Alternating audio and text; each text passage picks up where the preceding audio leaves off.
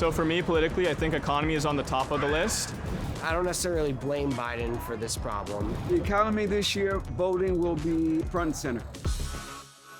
Due to record high inflation and gas prices this summer, residents of more than a dozen states are getting relief money.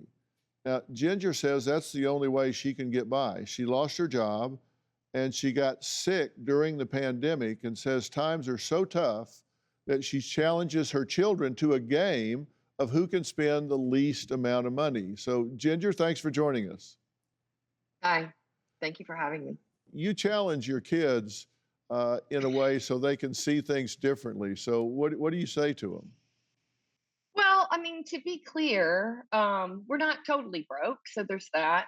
It's about them not feeling like we're totally broke and being able to save money and, make sure we have, money for extras sometimes, or we can pay the bills and offset some other stuff, right? So yeah, I gamify quite a bit of things, right? So if we can go X number of days without spending money on anything but groceries and gas, then they can have a cut of that savings, or they get like no chores, or they get to choose dinner, right? I have all kinds of non-monetary awards that they love, right?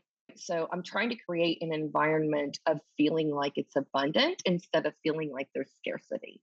Well, and that's such a great attitude, and they respond to that, right? They do, right? And the coupon you showed was actually monetary. They each have green light cards, right? And so those are these cards where I can control their spending and they get 1% cash back. And that's the money they can use to buy, right, the frivolous stuff, right? But it's a limited amount.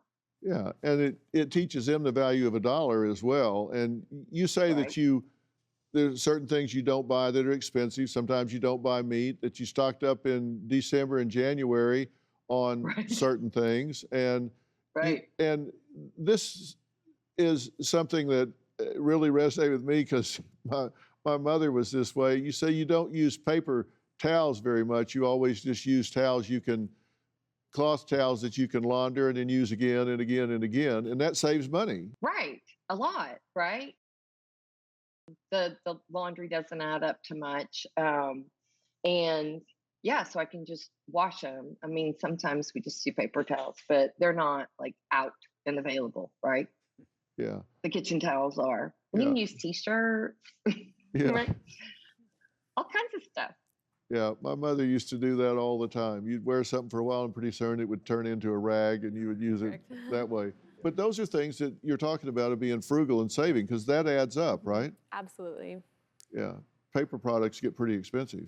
Mm-hmm. And they're giving you less volume for the same price or raising the price and reducing the volume, which you have to watch for as well. Something you can watch for is what they call shrinkflation.